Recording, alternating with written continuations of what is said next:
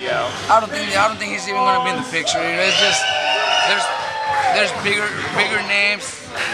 I'm not saying Rigondeaux's not big. He's the world champion now, but you know, we have the Arces, we have, you know, all these other names where top rank handles that make more sense for money and TV and everything. So is that partially to do with Rigondeaux hasn't really established a big audience for him? He still hasn't, and that fight makes no sense. And I can tell he's probably the best out of all of them. And we're better off fighting the Arces, moving up and fighting the Lopez's at featherweight than fighting against Rigondeaux, who nobody really cares about. Well, that's a question I was going to ask Nonito after his workout's done. Let's just say he looks great here, his body feels good, he blows out Vasquez, makes quick work of him. Do you see him being long for 22, or do you see him jumping straight to 26, given that, given his performance? Do one more fight, maybe against Arce, and then go to featherweight. Why not? You know, he's very talented, and he's got the height, the power, everything to fight at featherweight. He's probably taller than most of the featherweights around. Was this the first camp he had in Las Vegas? This is the first camp in Vegas, yes. Tell us how that went, being in the desert. I'm sure the conditions were a little bit different, and obviously with the heavier sparring partners, it might have been there was a few worries at first, but our last sparring, which was Thursday, he did 12 rounds with two of my guys, and they're very strong.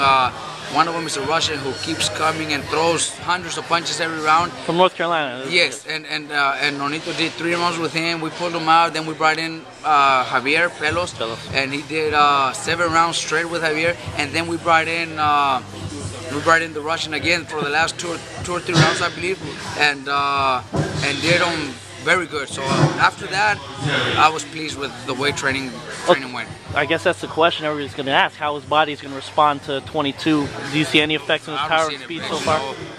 The Russian kid is a featherweight and very strong and keeps coming.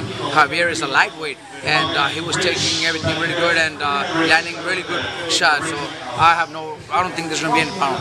Has he felt a little more comfortable with his diet too, not having to boil down to 118 anymore? He's not worried about his weight. He's walking around after training already.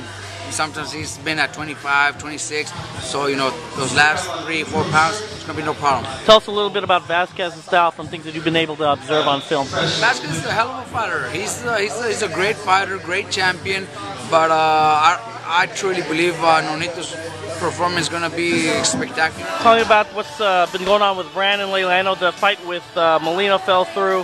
Can you kind of talk about that? I'm not sure if it's already fell through. I think there's still a chance of the fight happening. It's just something that Top Rank and Goose and Tudor have to negotiate, but the fight's still possible. What's he walking around at right now? Brandon's already doing really good with his weight, actually. He's got that nutritionist feeding him every day, exercising him every day. So he's making it's a lot better than previous fights. What's the name of the nutritionist? His name is Cecilio Flores. He's the same guy that's done Sergio Martinez nutrition for the past 5 years. Now I have him in my gym, and he's working for me in my gym. So that he's really good at what he does. Yeah, because obviously, you know, with what happened with the Murray fight, obviously Brandon's pure aggression just shined through in that fight, but hopefully this time's going to be different as far as being the determination and actually a little bit of what Victor Conte advised us to drink and eat right after the weigh-in helped us a lot too. Tell me about Kelly Pavlik, supposedly heading to Oxnard to train. Is that correct? He's already in Oxnard. How's that going so far, the relationship? Pretty good. He's fitting in? He fit in. He's enjoying it. He's having a good time. We got good people around him, and he's also working with Cecilio Flores. So Cecilio's good at what he does, and I think he's gonna make a big difference. And he's gonna be campaigning at 68. He wants to at 68, but we actually weighed him last Friday, and it was 173. So maybe 160 again. Oh wow. Maybe. Okay. Last question. Trainer of the year, how's it feel? Well, you know, it doesn't make any difference to me. I think my fighters are the ones that get me there, and I have very great fighters, very good people around me. So it's all teamwork. It's all teamwork. Well, congratulations either way, Robert. Thank you.